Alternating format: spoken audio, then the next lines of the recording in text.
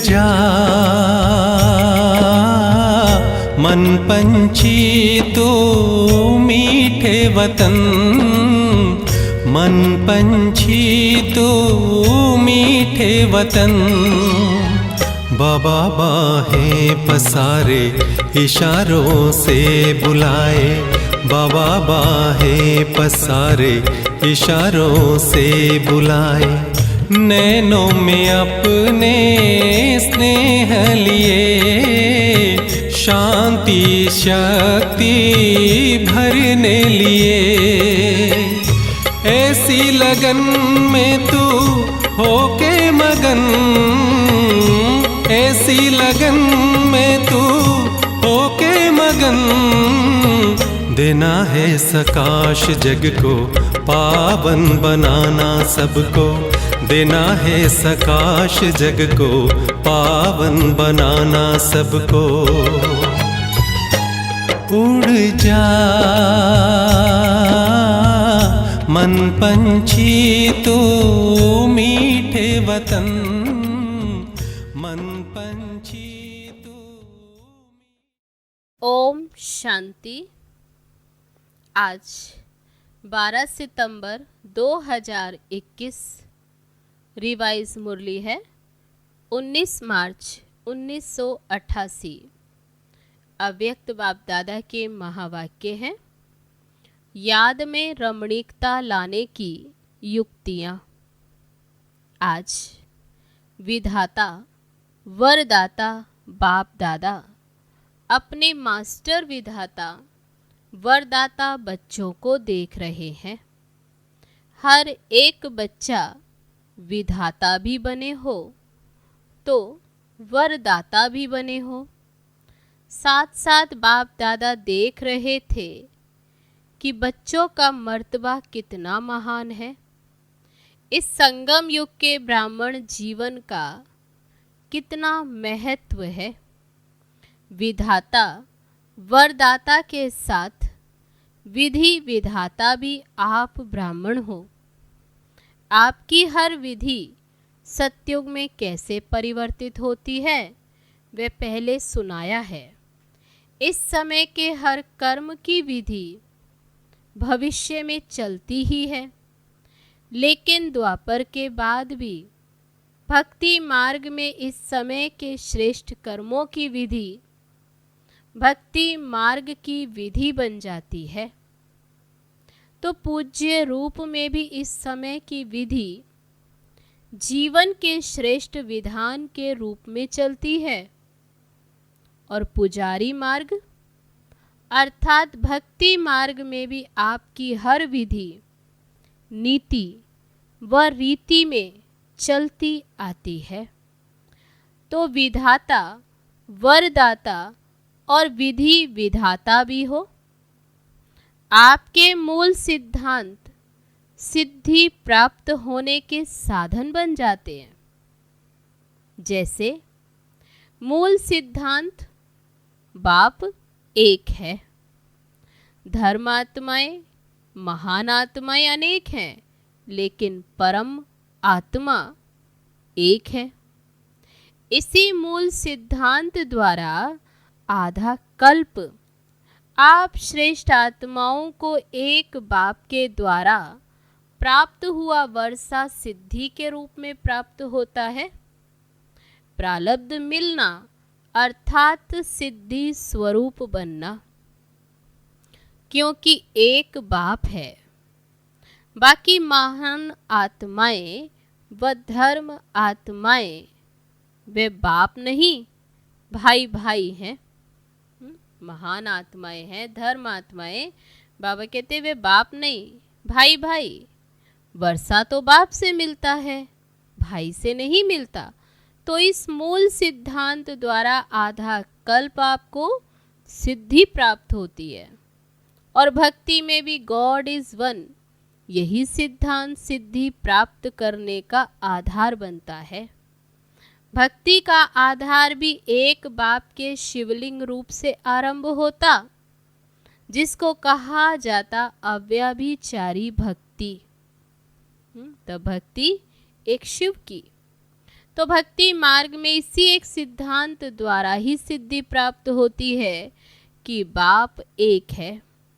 ऐसे जो भी आपके मूल सिद्धांत है, उस एक एक सिद्धांत द्वारा सिद्धि प्राप्त होती रहती है। जैसे इस जीवन का मूल सिद्धांत पवित्रता है, इस पवित्रता के सिद्धांत द्वारा आप आत्माओं को भविष्य में सिद्धि स्वरूप के रूप में लाइट का ताज सदा ही प्राप्त है, जिसका यादगार रूप डबल ताज दिखाते हैं।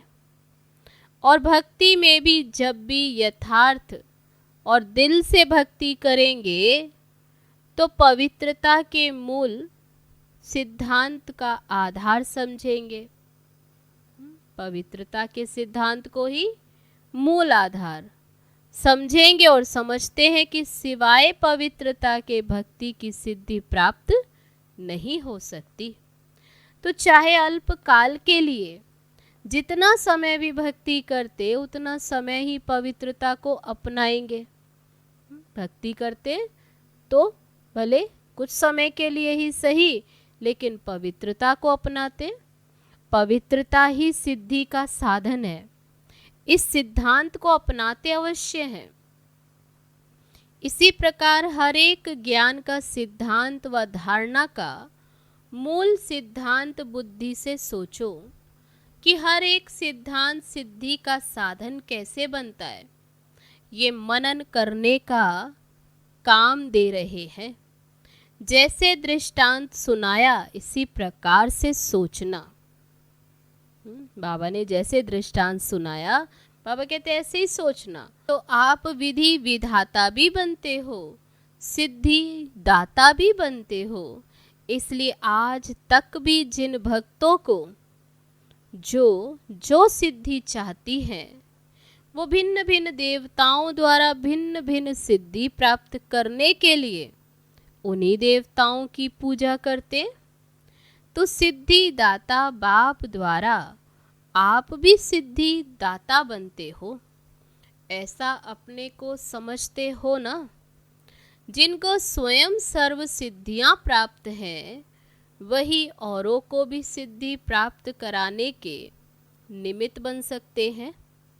सिद्धि खराब चीज नहीं है, क्योंकि आपकी रिद्धि सिद्धि नहीं है।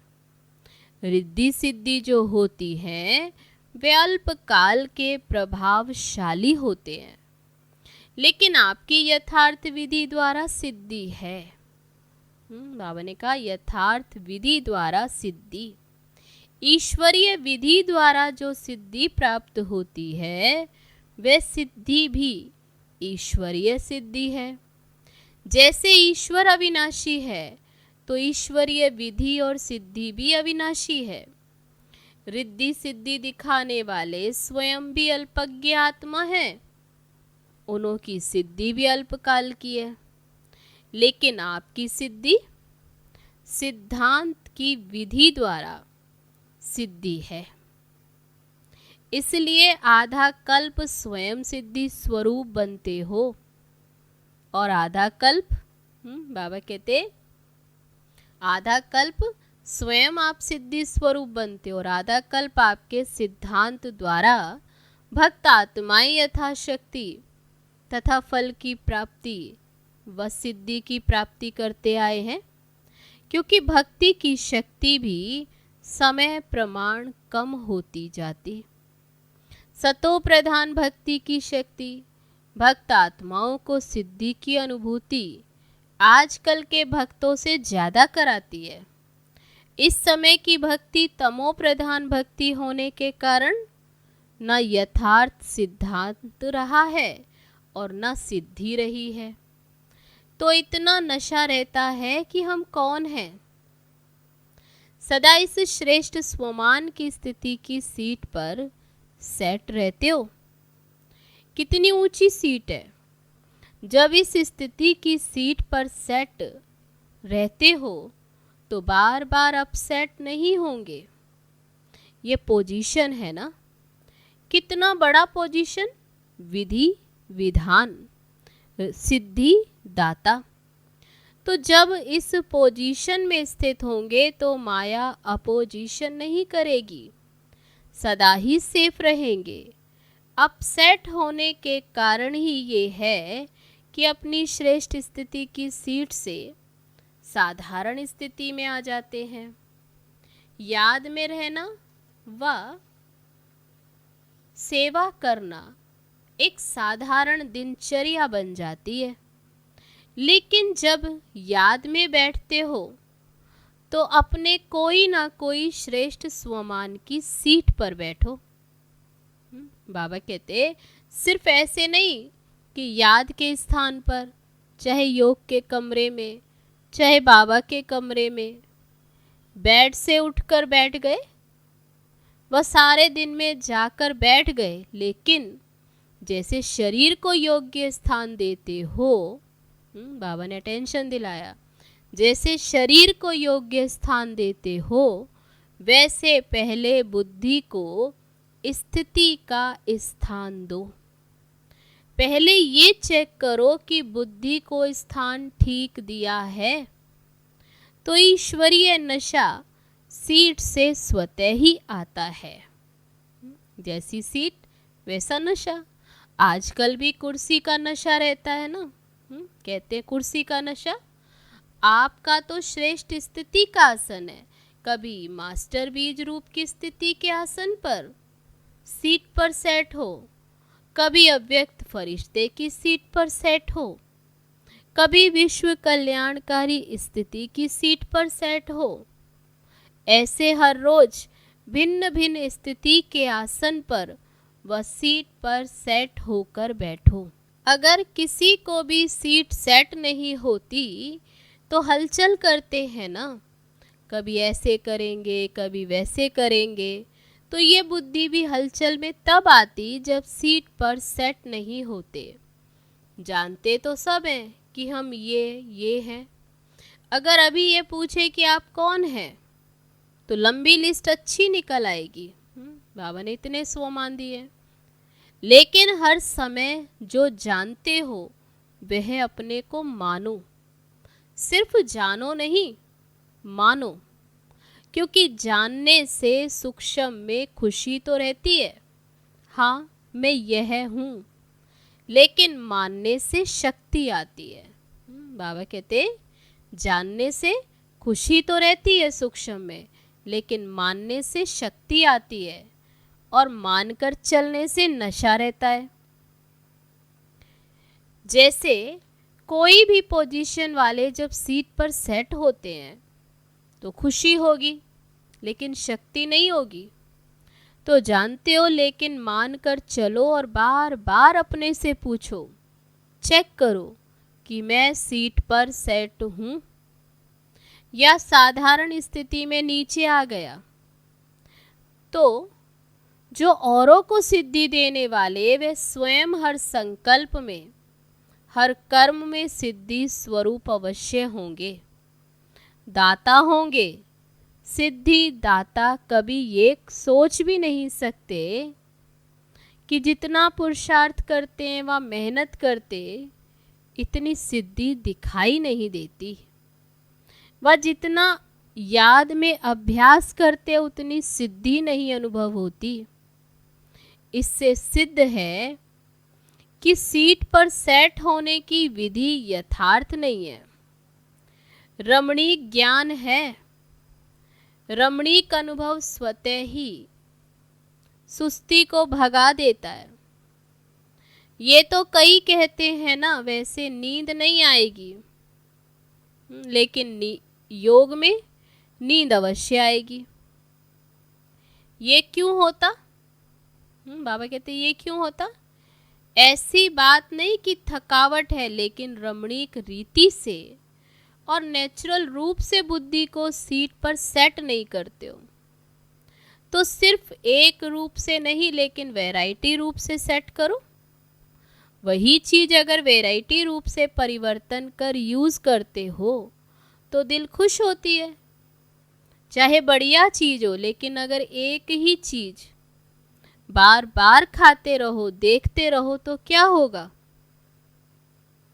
ऐसे बाबा कहते बीज रूप बनो, लेकिन कभी लाइट हाउस के रूप में, तो कभी माइट हाउस के रूप में, कभी वृक्ष के ऊपर बीज के रूप में, कभी सृष्टि चक्र के ऊपर टॉप पर खड़े होकर सभी को शक्ति दो। जो भिन्न भिन्न टाइटल मिलते वे रोज भिन्न भिन्न टाइटल अनुभव करो। कभी नूरे रतन बन बाप के नैनों में समाया हूं, इस स्वरूप की अनुभूति करो। कभी मस्तक मणि बन, कभी तख्त नशीन बन, भिन्न भिन्न स्वरूपों का अनुभव करो। वैरायटी करो तो रमणीकता आएगी। बाप दादा रोज मुरली में भिन्न भिन्न टाइटल देते हैं। क्यों देते हैं? उसी सीट पर सेट हो जाओ और सिर्फ बीच बीच में ये चेक करो, पहले भी सुनाया था, ये भूल जाते हो। 6 घंटे 8 घंटे बीत जाते, फिर सोचते हो, इसलिए उदास हो जाते हो कि आधा दिन तो चला गया। नेचुरल अभ्यास हो जाए, तब ही विधि विधाता व सिद्धि दाता बन विश्व की आत्माओं का कल्याण कर सकेंगे। समझा? अच्छा, आज मधुबन वालों का दिन है। डबल विदेशी अपने समय का चांस दे रहे हैं, क्योंकि मधुबन निवासियों को देखकर खुश होते हैं। मधुबन वाले कहते हैं महिमा नहीं करो, महिमा बहुत सुनी। महिमा सुनते ही महान बन रहे हैं, क्योंकि ये महिमा ही ढाल बन जाती है। जैसे युद्ध में सेफ्टी का साधन ढाल होती है ना, तो ये महिमा भी स्मृति दिलाती है कि हम कितने महान हैं। मधुबन सिर्फ मधुबन नहीं, लेकिन मधुबन है विश्व की स्टेज। मधुबन में रहना अर्थात विश्व की स्टेज पर रहना। तो जो स्टेज पर रहता है वे कितना अटेंशन से रहता है। साधारण रीति से कोई किसी भी स्थान पर रहता है तो इतना अटेंशन नहीं रहता, लेकिन जब स्टेज पर आएगा तो हर समय हर कर्म पर इतना ही अटेंशन होगा। तो मधुबन विश्व की स्टेज है, चारों ओर की नजर मधुबन के ऊपर ही है। वैसे भी सबका अटेंशन स्टेज की तरफ जाता है ना, तो मधुबन निवासी सदा विश्व की स्टेज पर स्थित है। साथ साथ मधुबन एक विचित्र गुंबज है, और गुंबज जो होते उसका आवाज अपने तक आता है, लेकिन मधुबन ऐसा विचित्र गुंबज है जो मधुबन का जरा सा आवाज विश्व तक चला जाता है।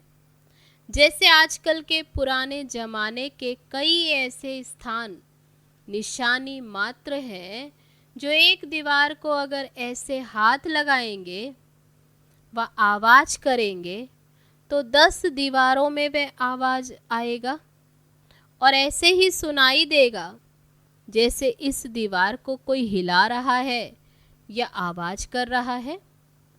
तो मधुबन ऐसा विचित्र गुंबज है जो मधुबन का आवाज सिर्फ मधुबन तक नहीं रहता, लेकिन चारों ओर फैल जाता है।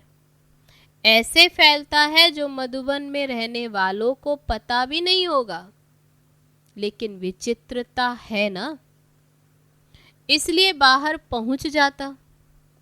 इसलिए ऐसे नहीं समझो कि यहाँ देखा या यहाँ बोला, मधुबन में बोला, लेकिन विश्व तक आवाज हवा की रफ्तार से पहुंच जाता है, क्योंकि सबकी नजरों में, बुद्धि में सदा मधुबन और मधुबन का बाप दादा ही रहता है। तो जब मधुबन का बाप नजरों में रहता है तो मधुबन भी आएगा ना। मधुबन का बाबा है तो मधुबन तो आएगा ना। और मधुबन में सिर्फ बाबा तो नहीं, बाबा के बच्चे भी हैं। तो मधुबन वासी स्वतः ही सबकी नजरों में आ जाते हैं। कोई भी ब्राह्मण से पूछो, चाहे कितना भी दूर रहता हो, लेकिन क्या याद रहता है?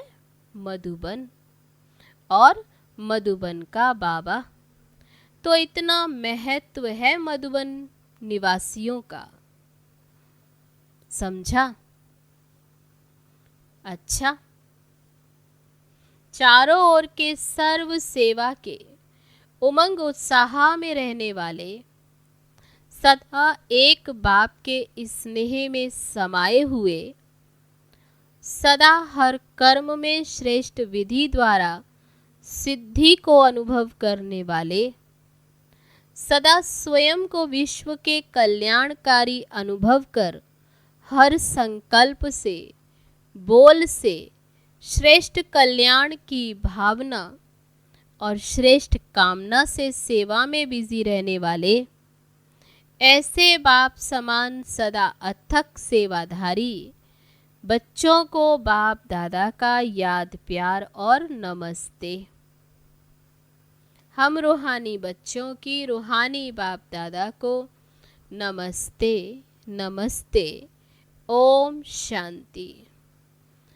अब है पर्सनल मुलाकात। स्वयं को कर्मयोगी श्रेष्ठ आत्मा अनुभव करते हो। कर्मयोगी आत्मा सदा कर्म का प्रत्यक्ष फल स्वतः ही अनुभव करती है। प्रत्यक्ष फल खुशी और शक्ति। तो कर्मयोगी आत्मा और प्रत्यक्ष फल खुशी और शक्ति अनुभव करने वाली बाप दादा सदा बच्चों को प्रत्यक्ष फल प्राप्त कराने वाले। बाप सदा ही बच्चों को प्रत्यक्ष फल प्राप्त कराने वाले हैं। अभी अभी कर्म किया और कर्म करते खुशी और शक्ति का अनुभव किया। तो ऐसी कर्मयोगी आत्मा हूँ। इसी स्मृति से आगे बढ़ते रहो। बेहद की सेवा करने से बेहद की खुशी का स्वतः ही अनुभव होता है ना। बेहद का बाप बेहद का अधिकारी बनाते हैं। बेहद सेवा का फल, बेहद का राज्य भाग्य स्वतः ही प्राप्त होता है। जब बेहद की स्थिति में स्थित होकर सेवा करते हो तो जिन आत्माओं के निमित्त बनते हो उनकी दुआएं स्वतः आत्मा में शक्ति और खुशी की अनुभूति कराती है। एक स्थान पर बैठे भी बेहद सेवा का फल मिल रहा है। इस बेहद के नशे से बेहद का खाता जमा करते आगे बढ़ते चलो। अब है आज का वरदान। सेकंड में देह रूपी चोले से न्यारा बन कर्म भोग पर विजय प्राप्त करने वाले सर्व शक्ति संपन्न भव। जब कर्म भोग का जोर होता है, कर्मेंद्रियां कर्म भोग के वश अपनी तरफ आकर्षित करती हैं, अर्थात जिस समय बहुत दर्द हो रहा हो, ऐसे समय पर कर्म भोग को कर्म योग में परिवर्तन करने वाले साक्षी हो, कर्मेंद्रियों से भोग वाने वाले ही सर्व शक्ति संपन्न अष्ट रतन विजयी कहलाते हैं। कर्मेंद्रियों से भोगवाने वाले ही बाबा कहते सर्व शक्ति संपन्न अष्ट विजयी अष्ट रतन विजयी कहलाते। इसके लिए बहुत समय का तब बाबा ने कौन सा अभ्यास बताया कि बहुत समय का देह रूपी चोले से न्यारा बनने का अभ्यास हो। ये वस्त्र दुनिया की व माया की आकर्षण में टाइट अर्थात खिंचा हुआ ना हो, तब ही सहज उतरेगा। अब है आज का स्लोगन। सर्व का मान प्राप्त करने के लिए निर्माण चित्त बनो, निर्माणता महानता की निशानी है। अच्छा, ओम शांति।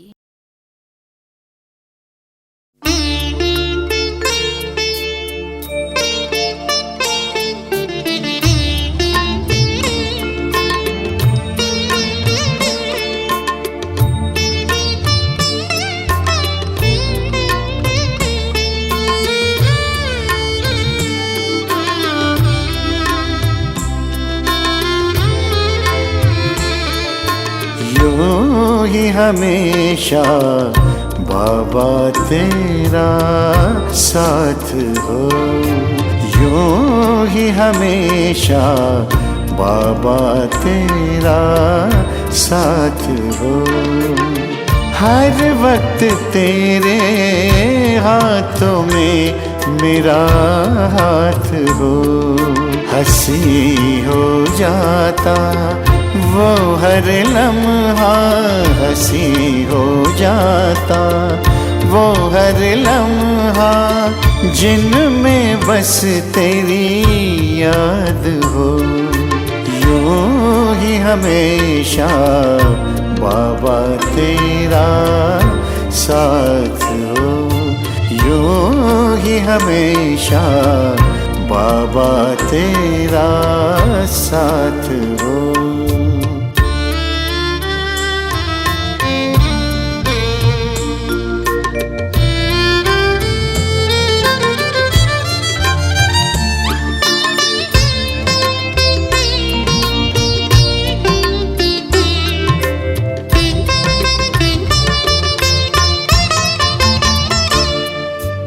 सुखद अनुभूति देता है मधुर मिलन।